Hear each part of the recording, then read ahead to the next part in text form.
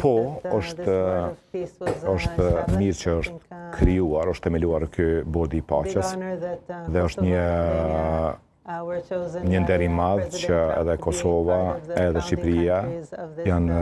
shtetet themeluese të këtij bordi. Janë disa faza të cilët ende duhet të ndodhin në fazën e dytë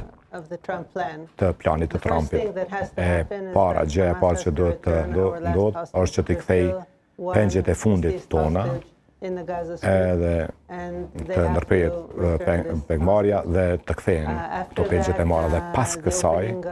është hapja e kufirit të Rafës ku është hyrja dhe dalja e njerëzve në rripin e Gazës. Kjo duhet të ndodhë dhe paralelisht është edhe qarmatimi I Hamasit. Ne shpresojmë që Hamasi do të shkon